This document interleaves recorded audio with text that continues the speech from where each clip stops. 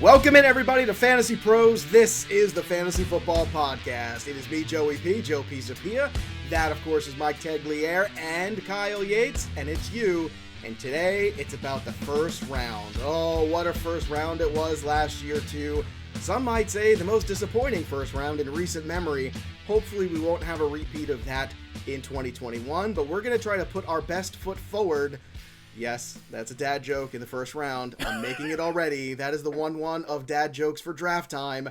And we're going to help take you through it today. The pitfalls, the players, the different formats, everything in between. And Yates, I want to start with you today because Tags is leaving us for a week, so he's kind of dead to me next week. So Yates, tell me about your first rounds last year. Did it go well for you? Did you avoid some of these pitfalls? Because it almost feels like the landmines were impossible to miss. Oh, my word. I mean, you look at Michael Thomas, who was the consensus 101 as far as, like, maybe even over Christian McCaffrey if you wanted to go wide receiver, but it was CMC, it was Michael Thomas up there at the top, Saquon Barkley, of course, like, and all of those guys just completely missed for one reason or another. So, I mean, Michael Thomas having 0 receiving touchdowns all season long, can we please not have that happen again in 2021? That was the worst part, I feel like, Yates, because there was a false sense of security. You said, oh, Michael Thomas is safe. CMC, maybe not quite safe, but my goodness, the productivity is so good, how could I not? And you look at the rest of the list of guys and you feel, oh, everybody's doing okay here. This might be the deepest first round ever. But Tags, when all is said and done, I mean, these guys spent almost, if not more time.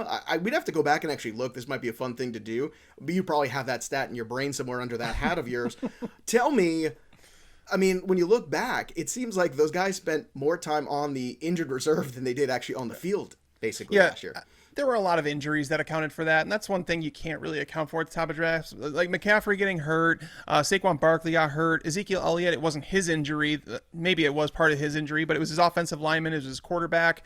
You go down to Michael Thomas. Michael Thomas, obviously, he dealt with an injury, tried to come back from it too soon, and these things happen. Clyde Edwards-Helaire didn't score enough. Josh Jacobs was a terrible first-round pick to begin with. Nick Chubb missed some time. So you start going through this. Joe Mixon missed, like, the entire season. Mm-hmm. So there was just a ton of injuries, and it's just bad luck. It happens at times, and we just get right back at it and talk about the idea is not to miss, right? You don't want to take a player in the first round that can miss, that you're just like, hey, as long as this guy stays healthy, he's going to perform top 10 at his position. You need that in the first round. You need that in the second round, as a matter of fact. You can't win your league in the first or second round because everybody's getting a first and second round pick, but you can help yourself lose it by taking a player that you're like, hey, I'm totally sold on Cam Akers. I'm going to reach for him and I'm going to draft him at number 8 overall. It's a little misguided. Yates, do you kind of feel like people have the shakes this year with the first round? Because after last year's MASH unit, all the problems we had, trying just not to get it wrong, it feels like to me this year, it's basically wide open, and most people kind of have a little bit of hesitancy, with any of the potential picks that they're making in the first round. It's like we're all focusing on the negatives, and nobody's looking at any of the positives. Do you think we're all kind of, a little PTSD potentially from the 2020 first round? I mean, potentially. I mean, with CMC, I think was the main reason for that, right? Where had not been injured up to that point of his career and was withstanding a huge workload. And then now we viewed him, you mentioned the word safe, like he was the safest 101 pick in recent history. And then for him to miss as much time as he did last year, I think that we can't help but take that into next season. So I think for us right now, this conversation is going to be really crucial for us to just sit down and talk about these players and try to reset the timeline. I've been watching a lot of Loki recently. Reset the timeline on the 2021 season and this first round. I like that. Always a good Marvel reference. By the way, go see Black Widow. Saw it last night with the kids. Very good. Certainly worth waiting for. Very intense. I told Dan Harris this morning on the baseball show, it's like Winter Soldier. Winter Soldier's a little bit more grown up, a little bit more intense. It's got a couple laughs in there, but not like for the first 35, 40 minutes. It's pretty much a serious movie. Very good. Go check it out. There you go. There's your Joey P film review. Now, today we're going to do a little Q&A about the first round. A little bit of approach, a little bit of the players later on, and then kind of mix things up. And stick around for the end, because we're going to have a little fun here with On This Day, go back into the Wayback Machine. But before we do all of that, I want to talk to you guys about fantasypros.com/draftwizard and the draft assistant with Sync. So here's how this works. If you don't know about this, now you know. We got to mention to you that basically what Sync is it syncs live to your draft, the draft assistant, right? And it takes you through your live online draft in real time, and it recommends the players you should be taking, and whether it's in Yahoo, ESPN, NFL.com, CBS, doesn't matter. All the interfaces work with the draft simulator. It's very easy to use, and if you have the MVP or Hall of Fame subscriptions with us at Fantasy Pros, you can access that. So please subscribe to that if you haven't already at fantasypros.com/draftwizard. It's like having the wizard with you in the draft. It's an incredible product. Again, we've sat through some of the things with the development team here in these meetings, and the stuff that we're able to give you guys to go out there and be successful in your drafts, it is incredible, the work that they have done. You can only get it here at fantasypros.com too. And then I know there's other assistants, and I'm telling you, I've seen what ours can do. It runs laps in honor of the Olympics around all of those. So go check out the draft assistant with sync to all of your leagues, again, at fantasypros.com/draftwizard. So that being done, let's do a little Q&A here, boys. Let's pick up the pieces here of the first round that shattered so many dreams and so many hopes. And let's start first with a very simple question, which is, for those people who are starting up fantasy or playing the more casual 10-team leagues, why is it bad to take a quarterback in the first round? And this is a first-timer question, but Tags, first-timers, they see the quarterback name and they kind of get drawn to it. Why should they avoid that? Kind of speak to that if you can. I mean, it's this. I've thought about this question because so many people will come to you and say, like, if they're a beginning fantasy football player, like, why wouldn't you take a quarterback? They score the most points.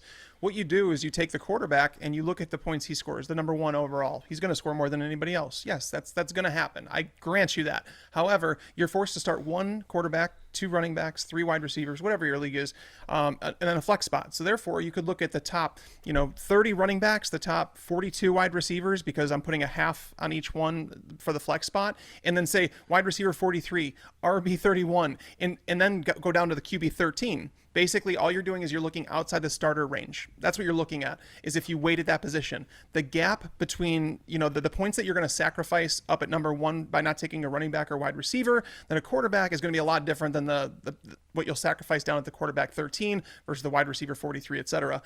So it's just basically positional value, and it's a very replaceable position. You can stream it. I do an article, boom bust, and everything in between every single year where I go through and I highlight just how often a quarterback produces QB1 numbers. You'd be surprised. There's only a handful of quarterbacks every year who produce quarterback 1 numbers 50+% of the time. So therefore, almost every quarterback is basically not going to be a QB1. So you do just as well by streaming the position. I promise you, we will be here to guide you through that. Do not take a quarterback in the first or second or third round. Honestly, third round you can start to consider it, I guess.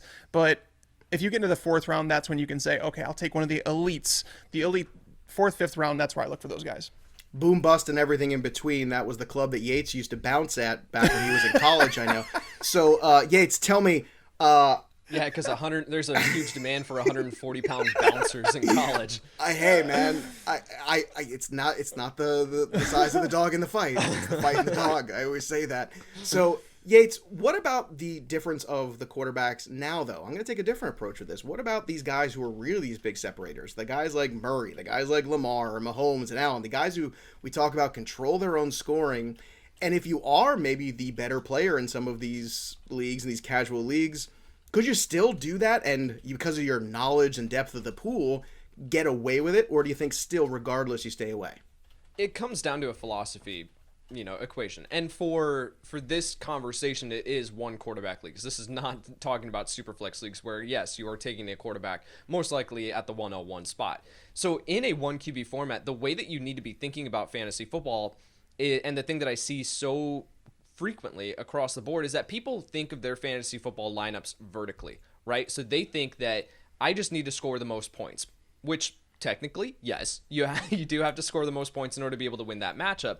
But the way that you need to be thinking about your fantasy football lineup is having is thinking about it horizontally. Is that your quarterback simply needs to score more points than the opposing team's quarterback. Your running back needs to score more points than the opposing team's running back, and thinking about it down like that. So when you look at what Tags is talking about with the point differential between the QB1 to the QB13 or something like that, right? Where you can plug and play these streaming quarterbacks, especially in tough matchups. So if you do take Patrick Mahomes in the first round, and then he has a tough matchup here against the Tampa Bay Buccaneers defense, right? We've seen how terrible that can be for Patrick Mahomes if he doesn't have the offensive line, right? He's not going to have a out of this world performance. Whereas if you plugged in a streaming quarterback who's going up against the Detroit Lions defense or the Jacksonville Jaguars defense, one of these teams projected to have the Houston Texans defense, they're going to score most likely more fantasy points than Patrick Mahomes that specific week. So when you can play that game and you're just simply aiming to score more points than the opposing team's quarterback,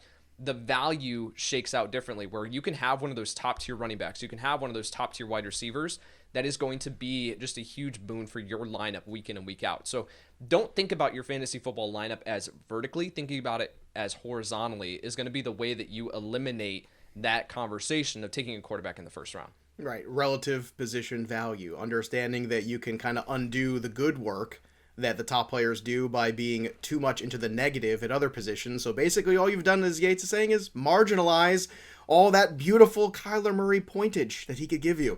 Let's talk about Travis Kelce for a second, because this is that separator too, because this is right to your point, Yates, you were just talking about, right? Understanding the horizontal and the vertical, where there's one guy that is vertical over everybody else at tight end. Last year, he was over 70% in terms relatively more valuable than the fantasy league average tight end one. That means not just tight ends altogether, just the tight end ones. That's how much more productive he was than the rest of them.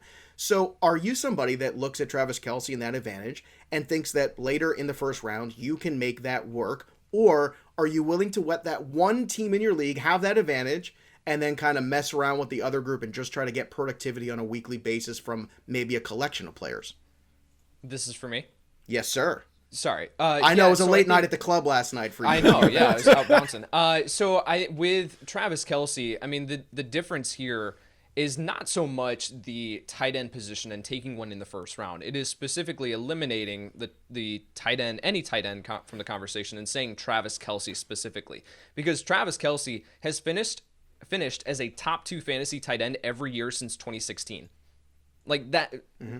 Top 2 since 2016. That is ridiculous production for him. So when you look at the positional advantage that can bring, not only from over any other tight end in the equation, but then also compared to some of these wide receivers. Again, I talked about on a recent podcast saying like my projected fantasy points here for Travis Kelce, I've got him with 264 on the season.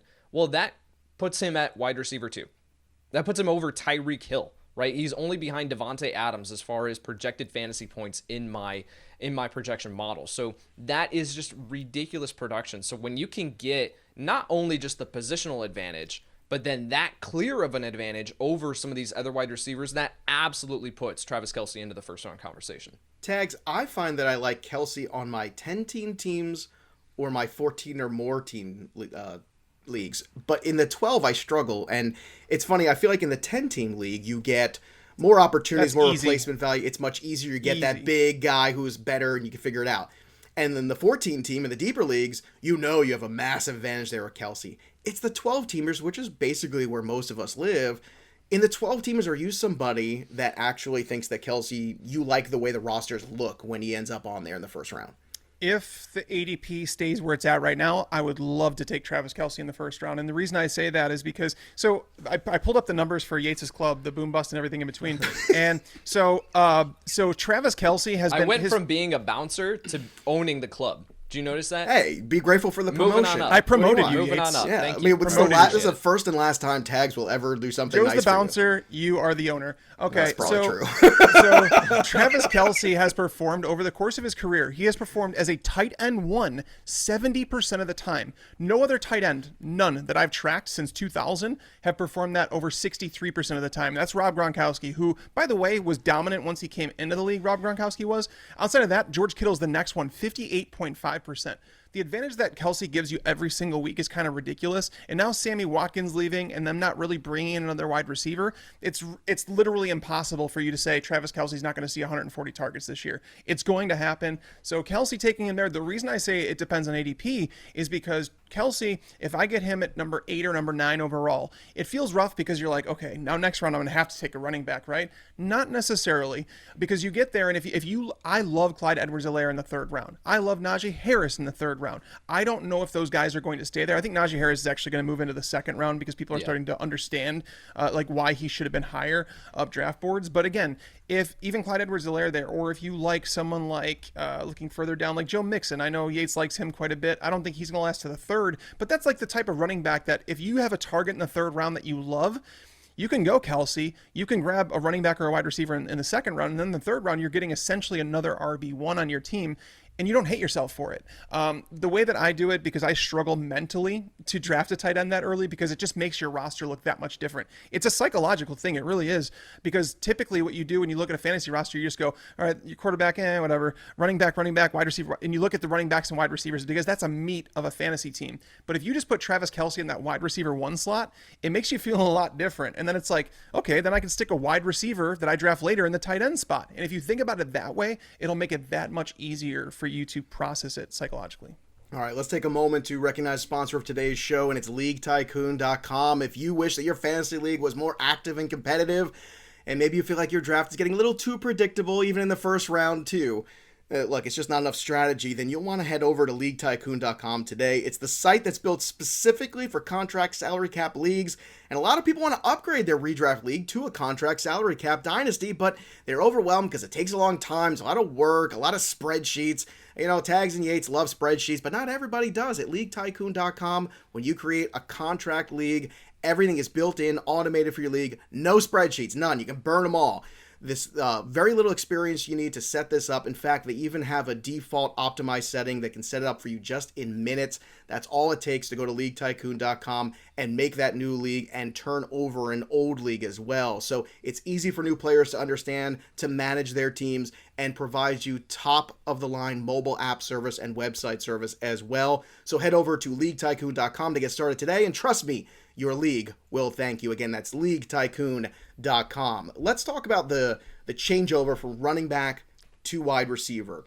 In your mind, Tags, when does that happen for you? Let's continue to call it half-point PPR for now, just so everybody's miserable.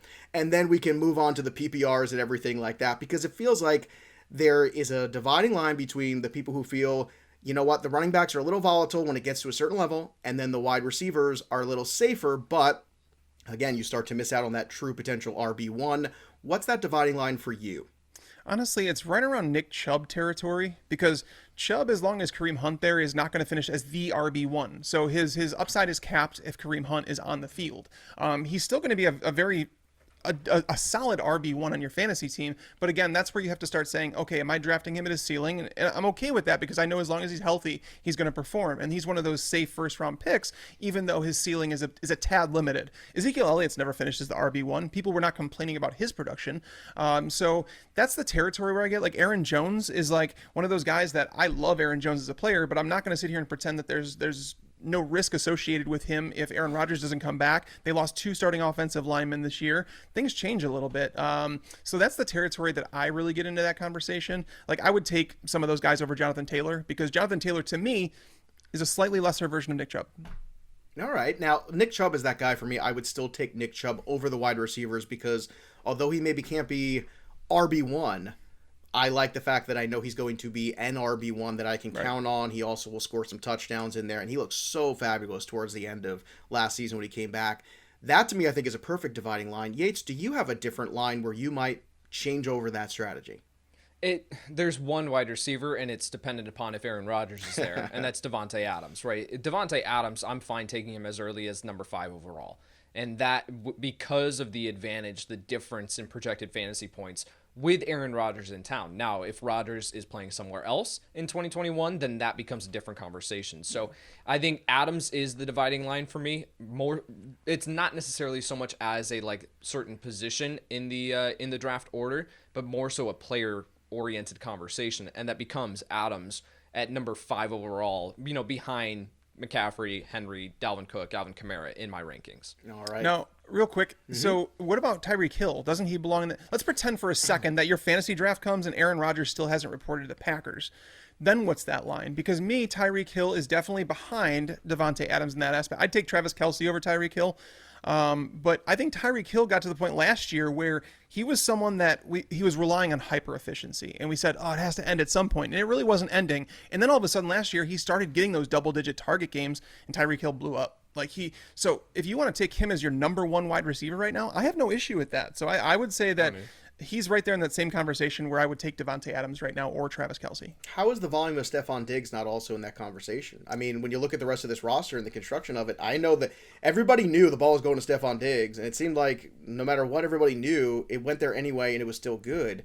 How is he not part of that discussion as well? He actually could be. I actually have him I think he's the next tier right there. Like he's close. He's still a borderline first round player. But the reason that I'm willing to take Davante Adams or Tyreek Hill over him is because they have established quarterbacks, guys that like Aaron Rodgers and Patrick Mahomes. They're studs through and through. Like we know that they're like two of the best quarterbacks we've ever seen play the game. Whereas Josh Allen might be that guy. He might be. But we've only seen 1 year of dominant passing. And I've talked to you about this, about the fact that is it a Cam Newton type season? I don't think it is. I think Josh Allen's going to be really good. And he's improved every single year. He's done everything that you can ask a quarterback to do.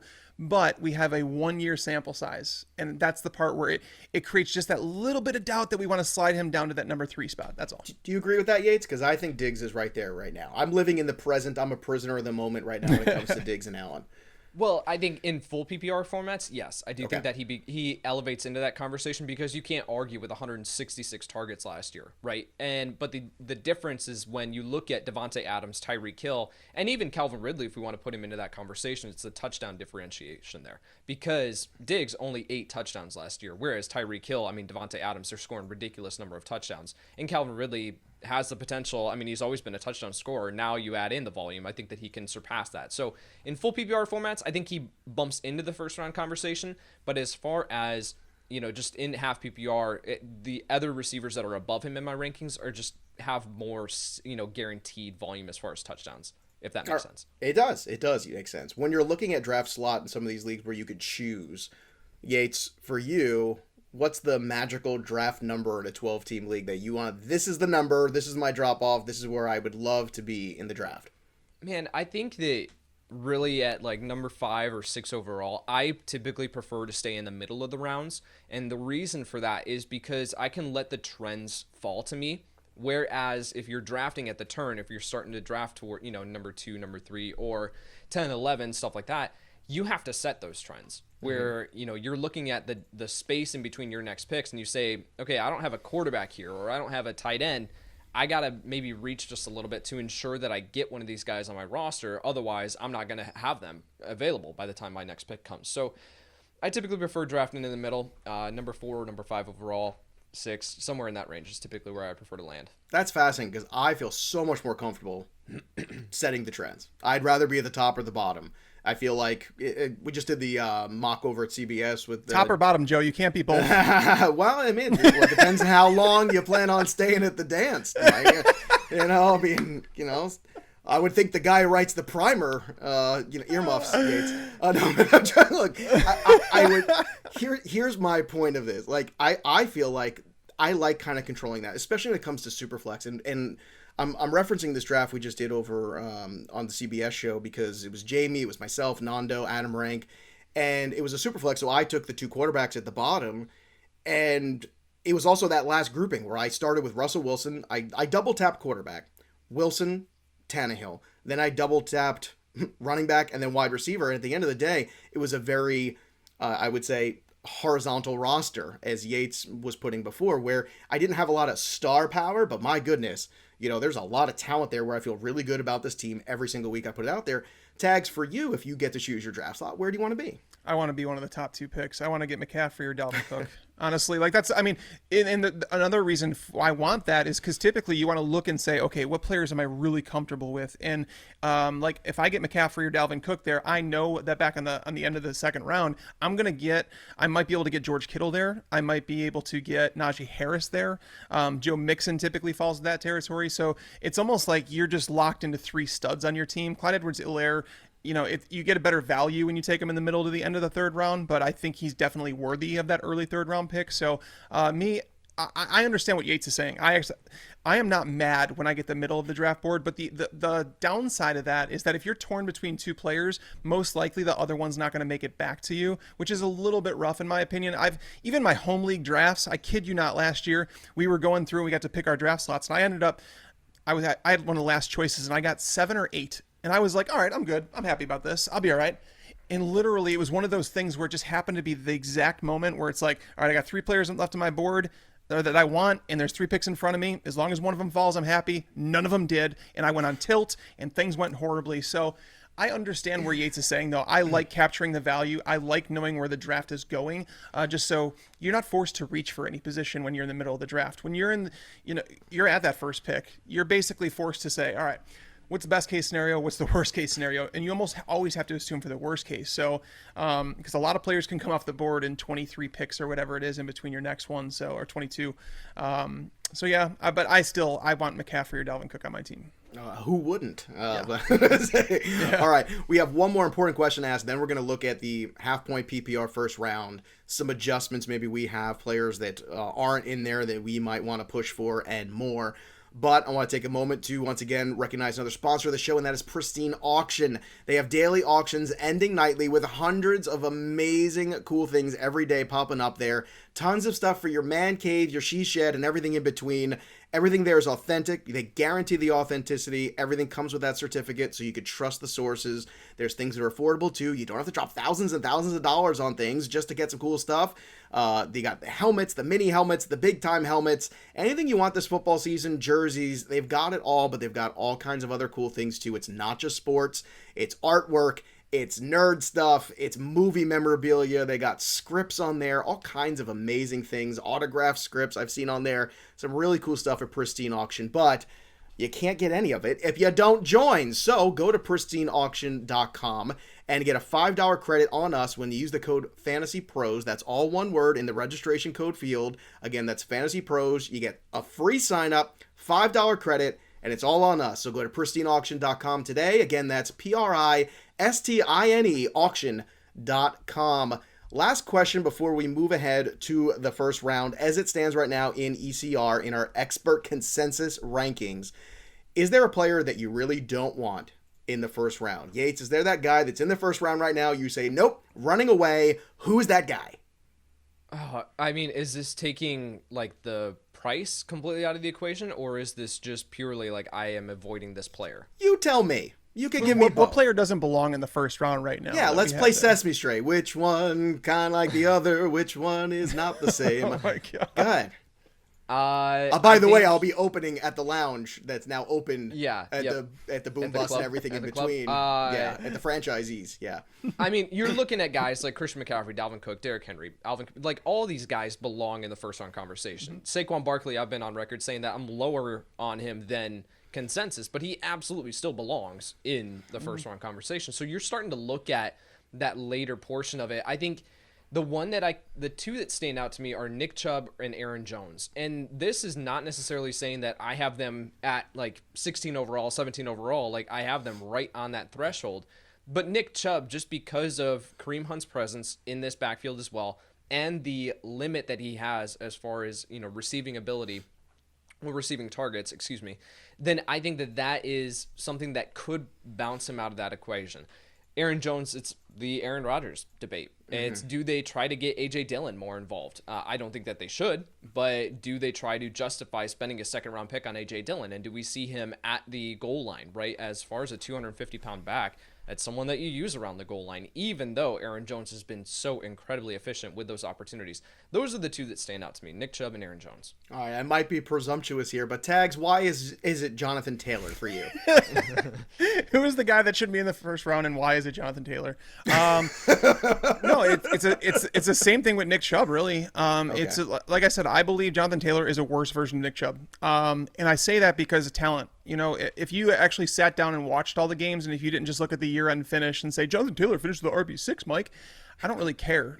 There were people that were dropping Jonathan Taylor after the first 8 weeks of the season because they're like, why are we sick of waiting for this bum to come around? Some people were trading him in Dynasty. They were panicking because he wasn't the running back they thought. And now all of a sudden, because he rocked some bad competition, Jonathan Taylor's the RB1 in Dynasty, bro. No, he's not. He's not at all. He's in a timeshare. Frank Reich has proven this to us time and time again. Jonathan Taylor came into the NFL as a second-round pick and then played behind Marlon Mack in week 1. Injured, it required an injury for him to get even on the field. He didn't have a touch before Marlon Mack was hurt. Nyheim Hines then played in front of him. They involved Jordan Wilkins alongside of him. And don't think that just because, again, down the stretch, he got a lot of carries, that it automatically means he's going to this year.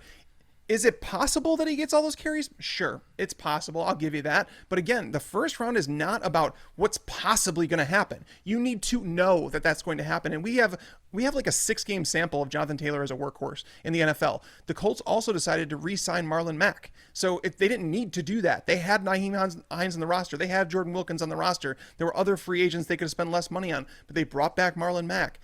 I don't understand it. And it's not to say Jonathan Taylor's not a good running back. He wasn't nearly as good as Nick Chubb. He's not as good as Nick Chubb. Let's just be clear about that.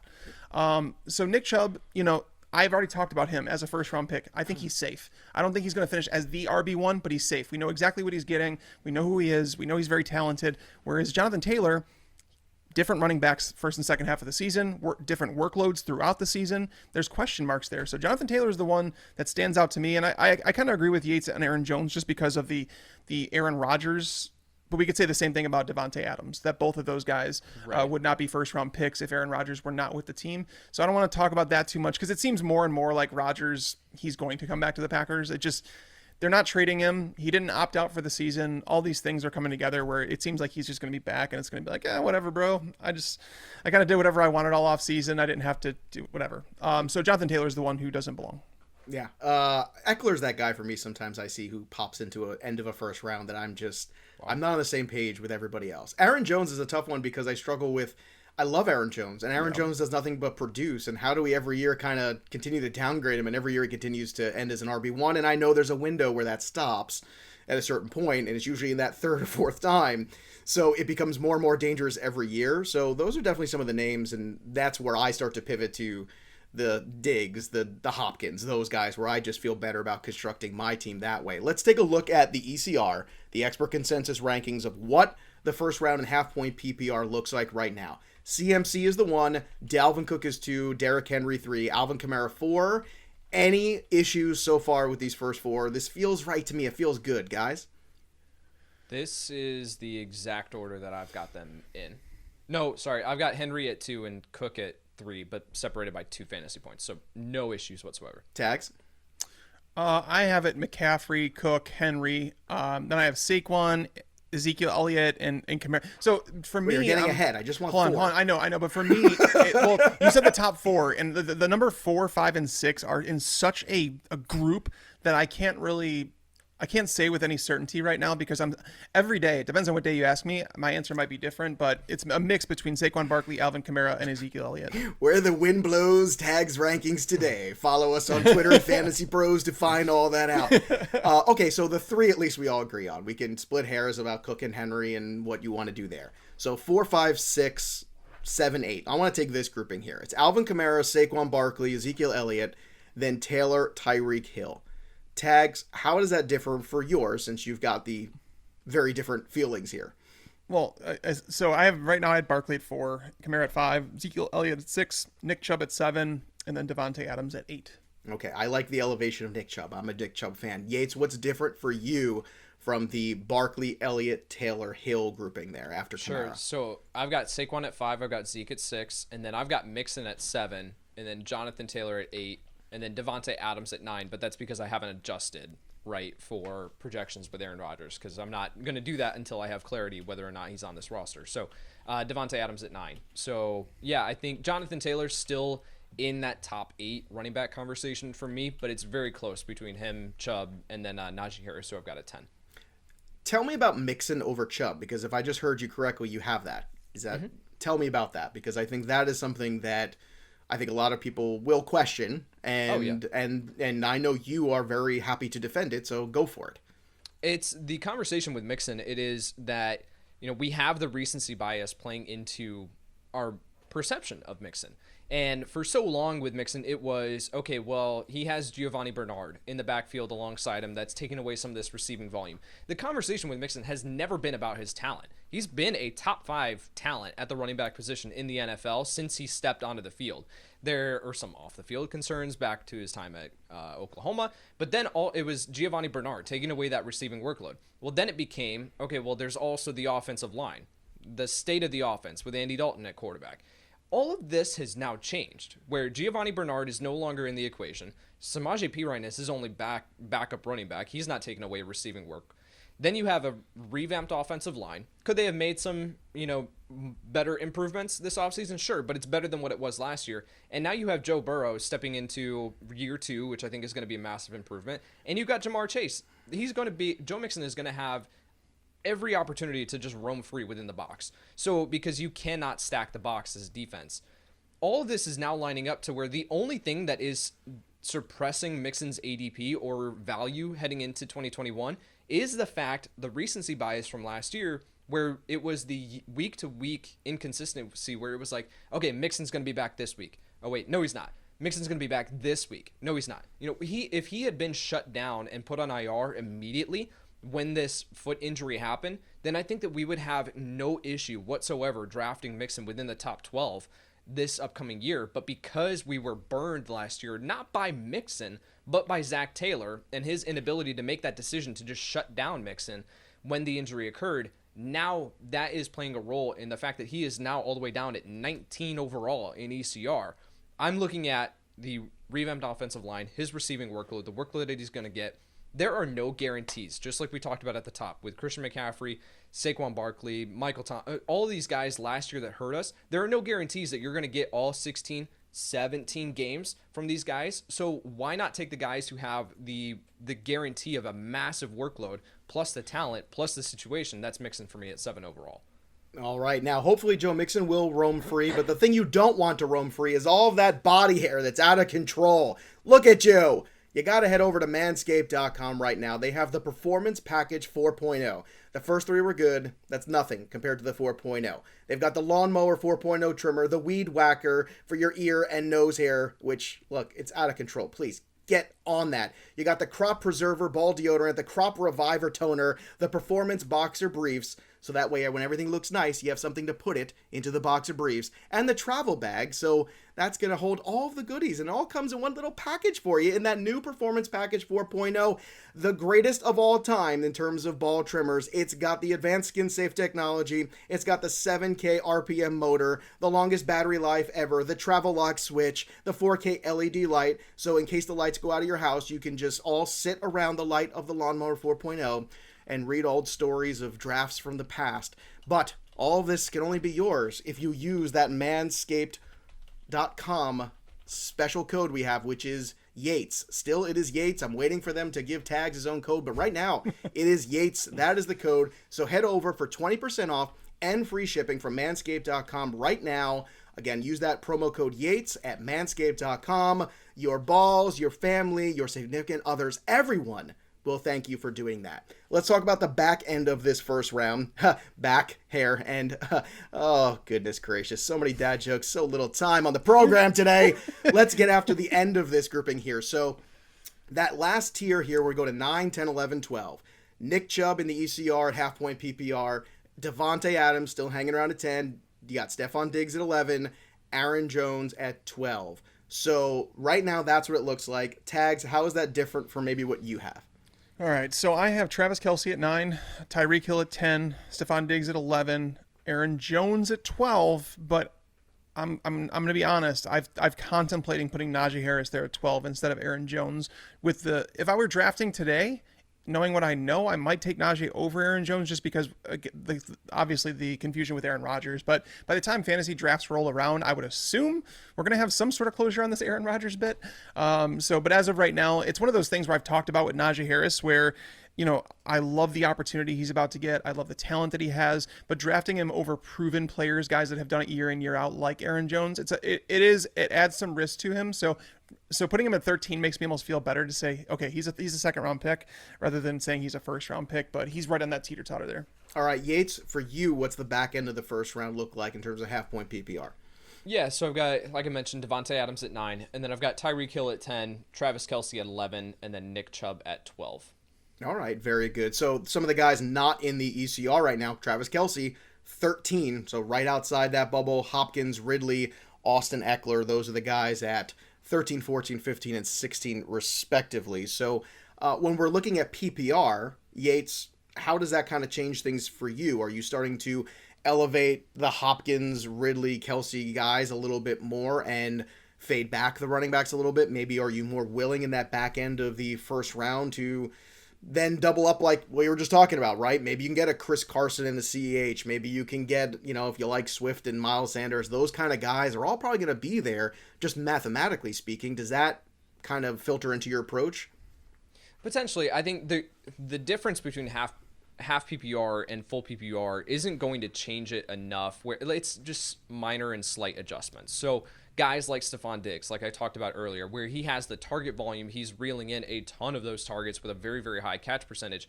He's going to be very, very valuable in full PPR formats. Whereas with someone like Nick Chubb, who's only got 18 targets last year, like he's going to fall out of that range just based on the fact that he's not going to have as high of a receiving workload. He's still going to be a very, very safe option, but he's not going to be to the value point where we put him in the first round conversation. So that's where the little minor adjustments come into play. As far as a philosophy there, where if I wanted to double dip at wide receiver on that turn at the back end of the first round, I'm not opposed to it because of the value that can bring with the advantage that can bring with guys like Calvin Ridley or Stephon Diggs. And I think pairing them too, right, where you have Stephon Diggs, who has the guaranteed volume, but might not score as many touchdowns. But then you have Calvin Ridley, or you go with DeAndre Hopkins there at that turn too, who have the very, very high potential to reel in 10 plus touchdowns. I think that's a pretty good balance there. All right, tags for you. What's that slight adjustment in the half point to full PPR? It doesn't really change a whole lot, honestly. Wide receivers get a slight bit of value, but it's really about positions and what you're able to get. So if you were to draft Devontae Adams, for example, at number 5 overall or something like that, then you get to the second round, because that means you're the 7th pick in the second round. You're not guaranteed to get a workhorse running back at that point. It just depends. You kind of have to know who you're drafting with, to be honest with you. But half PPR, it doesn't change a whole lot in my draft approach in the early rounds. Once you get to the later rounds, it does change things because guys that you could rely on the flex, it does vary. Like someone like Cole Beasley in a PPR format is pretty valuable, like more valuable than people realize. He's actually finished as like a top 32 wide receiver, even in half PPR each of the last 2 years with Josh Allen. So, but that's when it starts weighing in on it. But at the top, you just need good football players and ones that are going to get the ball a ton, and that's really it. All right, let's talk about the difference with Superflex. Now, for me, obviously, the Elite 5, you can go in Dak Prescott there, too. And when you go past that, how many more quarterbacks are you willing to go for in the first-round tags? For me, I'm willing to go into that, especially at the end at 12. I hate to wait, so I'd rather come away with Herbert, Tannehill, Wilson. For me, I like Tannehill and Wilson a little bit more. But what does it look like for you when it comes to the Superflex in terms of how many quarterbacks you think where it's appropriate in that first-round conversation at least to get your guys? Honestly, Superflex, I approach differently than you, where I'm definitely looking at each draft individually, because even the Scott Fish Bowl that we're all doing right now, you could see some drafts where quarterbacks were flying off the board. For the first 4 rounds, there's 20 quarterbacks off the board, and then there's other drafts where it's the same exact scoring where there's only 10 quarterbacks off the board through the first couple rounds. So it's like you have to take each draft as you will. I want one top 10 quarterback, a guy that's hopefully has a chance to produce as a QB1 at least half the time, and then the second guy that I want on my roster, I just want a guy that's not going to lose the job. If you get Zach Wilson in a 2 quarterback or a Superflex format, don't be mad about that. He's not losing the job. If you go down to Kirk Cousins, don't be mad about that. You have to start worrying about the players like Cam Newton that could lose his job, Justin Fields, who might not start right away, Trey Lance. Those are like upside picks because they're not going to start right away. But looking at the guys who aren't going to lose their job, Baker Mayfield, Zach Wilson, Tua, he's not going to lose his job. Carson Wentz is not going to lose his job. So basically, I'm willing to. And that's where it comes down to where Yates and I were talking about with where you're at in the draft. And if you're in the middle of the draft, you're able to see those trends and anticipate how many quarterbacks are going to come off the board and say, okay, I'm here. There's this many picks in between me. This guy's got a quarterback, this guy. And you could kind of figure that out and say, all right, I don't need to take a quarterback here because I know worst case scenario, I'm going to end up with one of these guys from that tier.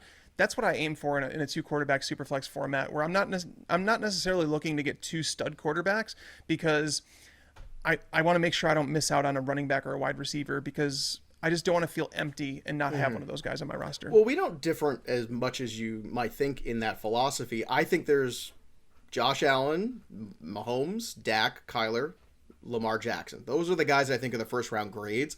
But then if you see all of them go very quickly in a row, you've really got to start to think about that at the bottom, because wide receiver is a deep position. There's more opportunities to fill that in later, especially if it's a full point PPR. Yeah. You got more running backs that are useful too. So you have to always know your format. Yates, for you, who are the quarterbacks that have first round grades? Is it just those guys, or is there somebody else that kind of sneaks in there that you might consider potentially if maybe one or two more quarterbacks sneak into that first round? Yeah, this is purely me looking at it saying, like, who would I be comfortable? Where's that threshold, right? You talked about it with the wide receiver. Where's that line? And for me, that goes all the way down to QB7, where I've got Josh Allen, Patrick Mahomes, Kyler Murray, Lamar Jackson, Aaron Rodgers, assuming that he is in Green Bay, right? Russell Wilson, I think, still belongs in this conversation. And then I got Dak. And that difference in 5, 6, and 7, you could flip any of those. I don't care. So I think that's where the line is. When we get to Justin Herbert at 8 for me in my quarterback rankings, where I say I'm not willing to take him in the first round. There's a bit more risk there than I think people are wanting to acknowledge. So that's where the line, draws for me in the sand. So I think Dak Prescott is probably that last one that I would say I'm willing to take him absolutely with a first round pick, or Russell Wilson or Aaron Rodgers. I'm so happy to hear you say that about Herbert, because I feel the same way. I don't feel it's such a lock, and I was blown away by what he did last year. But I still don't feel comfortable, and I don't know what it's going to take for me to feel comfortable. I feel like it's going to be like 3 years, 4 years, and I'm going to finally go, yeah, you know what, that Herbert kid's pretty good after he wins, 2 MVPs or something like that. I don't know what it's going to take, but I'm glad you said it out loud, because I also don't quite put him in that same grouping with the same confidence, I guess, that maybe some other people are already. So that's what your first round looks like. This is a really good conversation. I think that, Tags and Yates always say, it's important to get it right in the first round. More important to get it right than don't get it wrong. That's what this conversation is. One more guy I just want to touch on briefly, because I think he has the biggest range in terms of outcomes and where people confidence level wise are with him, and it's Saquon Barkley. Tags, your confidence level in Saquon Barkley going into the season with Daniel Jones as quarterback, coming off 2 years that have been muddled by injuries. What's your feel right now for Saquon? I feel like if you're someone that does projections, there's no way that you're not going to have Saquon Barkley as a top 5 running back. It's just impossible to do that. Devontae Booker, he's just a guy. That's the definition of Devontae Booker. He's just a guy in the depth chart. If they were really that concerned, they would have re-signed Wayne Gallman, who didn't get a whole lot of money in the free agent market. So Saquon Barkley, it's funny that people talk about the concerns about his offensive line, but nobody wants to talk. It's the same thing they say about Cam Akers, or not about Cam Akers, about Najee Harris, where, okay, are we going to talk about Christian McCaffrey's offensive line? No. I mean, it might be the worst in the NFL, to be honest. Dalvin Cook, Minnesota's offensive line, not all that. Derrick Henry, it's not a top 10 offensive line in Tennessee. There's a reason they drafted Isaiah Wilson a couple years ago. So Saquon Barkley, does he have a crappy offensive line? Sure does. But can he overcome that? And did he overcome that just a couple of years ago when the offensive line was worse? Yes, he did. So, I mean, I don't know if he's going to finish as the RB1 just because the team scoring aspect, and Saquon Barkley hasn't been very good in the red zone in terms of what I've charted myself. But he is going to be a very so much volume, more than you could ever imagine. He's getting 20 plus touches a game, and when you get those touches, you're like legit locked into top 8 running back production. The question is just how high is your ceiling, and people will tell you he's a generational talent. Like he's a freak of nature. The question is, can he stay on the field? And that's what's lowering his price for some people. And I'm sure Yates is probably one of those people because, again, Yates is a projections guy. And if you do projections, Saquon Barkley is popping up. For me, he popped up as number 3. I don't think I'm willing to draft there over Derrick Henry, but if you wanted to, I wouldn't say you're crazy for doing so. Yates, how do you feel about Saquon and all this? Because generational talent doesn't always necessarily win out. Sometimes injuries derail, and he ends up becoming one of these players where you say, what if? What if Bo Jackson had stayed healthy? What if this player had stayed healthy? Yeah, generational talent's great, but this is investment we're talking about. So sure. From an investment standpoint, what's your comfortability factor when it comes to Saquon Barkley? Well, there are two sides of it. One is the projection standpoint, where you're assuming that every player is going to play for 17 games. And that's where the most likely outcome, you're going to take that because you can't predict injuries, right? So I think with Saquon, doing projections, I have him at RB5, and it is because of the target volume. We can't assume that he's going to get the target volume that he did with Eli Manning, right? Daniel Jones has more of a tendency to push it deep downfield. They've got a very, very crowded offense around him now. So I think the offense is still going to run through Saquon Barkley, but I just don't think it's going to be to the point where he's going to be elevated to the potential of RB1 overall because of that target volume. He's not going to see as much work as he did in his rookie season with Eli Manning. So I've got him at RB5. If you want to bring injuries into the equation, that's something that causes me a little bit more concern. Again, am I going to bump him out of my first round? No, absolutely not. I still think that he can be a cornerstone for your fantasy football roster in 2021. But the fact that he hasn't played a full season the past 2 years absolutely has to be taken into equation and has to be considered when you are about to select him there at number 5 overall. Earlier on this offseason, he was at RB3 in ECR. He's dropped to RB5 in ECR. So that's now where I have him. That's in line. I think that that's a fine price to pay. But again, it's just something that you have to consider. There's not a guarantee that he's going to play all 17 games. All right, there you have it. We put in the work. Now it's time to play some games and have some fun. Let's take a trip in the Wayback Machine to on this day. That's right, 7/9/21. That is the date today that we're recording this. But what happened in the past? Let's go back to 2001. The original BBC Office mockumentary created by Ricky Gervais premiered on BBC. Hilarious. Martin Freeman, Stephen Merchant. I watched this first. I was just enthralled with it. I loved this. Because I loved it so much, and it was so dark and so really uncomfortable at times and hilarious, I found it very hard to get into the American Office. I know everybody's going to hate me for that, but I'm going to say it anyway. Boys, have you ever watched the original? I know you like the regular old American Office. The regular old. Have you given the UK version, the original, the OGs, a chance? It's the best show of all time. I've watched a lot of shows. That's the best show of all time. But I did watch the original afterwards. That's the problem. I think it's the time frame. No, I mean it seems like a low budget version of The Office, if I'm being honest. That's what it feels like. It feels like I'm watching someone that made it like for a college project or something like that. And Ricky Gervais is a funny dude. Obviously, it was his idea for the show, but it was just the way they executed in The Office, the way that they casted for the characters. I think everybody was perfect in that show. Honestly, right. I wouldn't change a thing about it. Yates, your thoughts?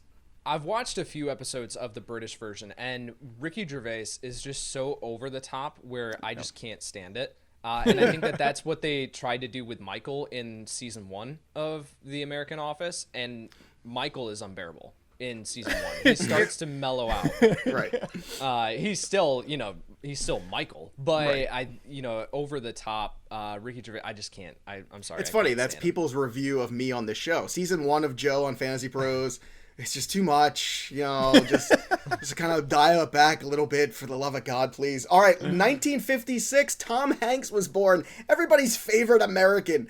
All right, here's a question for you. Not the best Tom Hanks movie, or performance. Give me your favorite Tom Hanks performance. Because, yes, Private Ryan, and look, and you can say Forrest Gump, you can say Philadelphia. Those are brilliant performances. It's big. Is it big? Okay, big is a good one. You know which one I always love too? The Money Pit. The Money Pit is hilarious, especially as you get older and you have any idea about home ownership.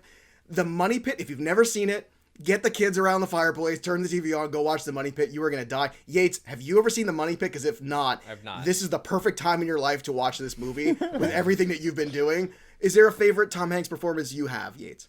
I saw this question. He's like, who's Tom Hanks? No, shut up.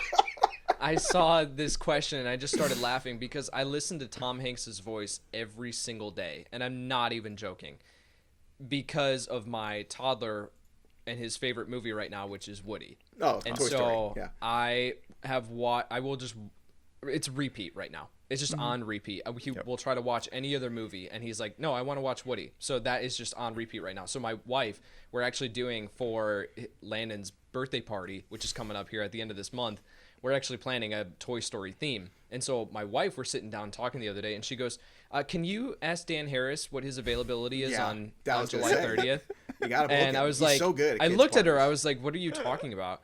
And she goes, we need a Woody to come and show up for his birthday party. And I just started dying laughing. So we got to get, and I can't not picture Dan Harris walking into our house with his Woody costume on, and I crack up every single time. The balloon animals, I will say, his balloon animal work is slightly disappointing, but the Woody stuff is very good. So he's worth the booking. Just understand it. The other Tom Hanks performance too that I always love is Jimmy Dugan in A League of Their Own, the baseball manager. I mean, what a great first moment in a movie where he comes in, walks right past the entire team, and then just goes to the bathroom in front of them. I mean, just stunning. Only he could get away with this. All right, last question here. In 1540, this is when Tags was born, English King Henry VIII, who had so many marriages and he just never learned, he annulled a 6-month marriage to his 4th wife, who was Anne of Cleves, obviously very popular, and obviously, things seemed like they were going to work, they didn't.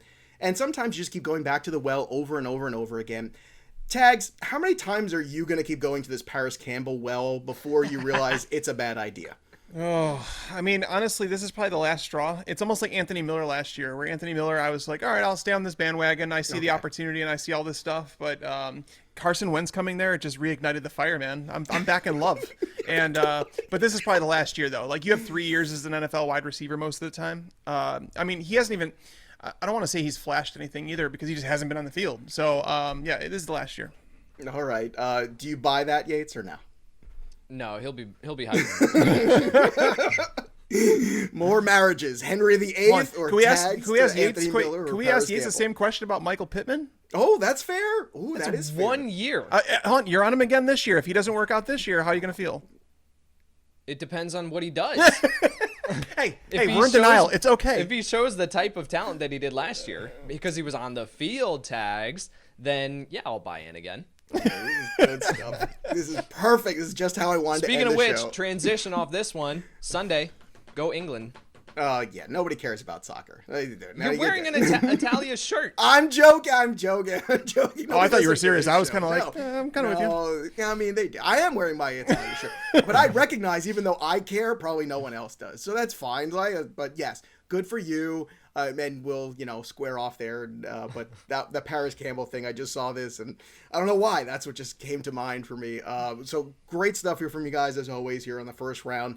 Make sure, once again, I want to reiterate to everybody, you got your drafts upcoming. Make sure you go to thedraftwizard.com. Again, that's fantasypros.com/draftwizard. That's where you want to get the draft assistant with sync. It syncs to all your live drafts. It gives you suggestions on players, predictions on who's going to go next, who's going to make it back to you, how you can wait. It's like having this basically coach with you on the sidelines for your draft. And again, it syncs to every single format, Yahoo, ESPN, NFL.com, all of them.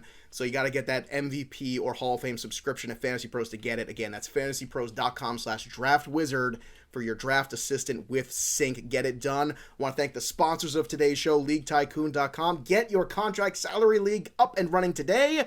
Free and easy with LeagueTycoon.com. Also, PristineAuction.com. Again, that's PRISTINE auction.com. The best stuff for your man cave, your she shed, all of those things, and quality products at that. And of course, Manscaped. Take care of yourself. Manscaped.com. The code is Yates. 20% off, free shipping. Your balls will thank you. That'll do it for us, but the story of the game goes on. For Tags and Yates, I'm Joey P. We'll see you next time, kids. Thanks for tuning in to the Fantasy Pros YouTube channel. Don't forget to check out our featured videos. And while you're at it, make sure to follow us on Instagram, Facebook, and Twitter at Fantasy Pros, so you can get the latest news and updates to give you the edge you need in your fantasy league.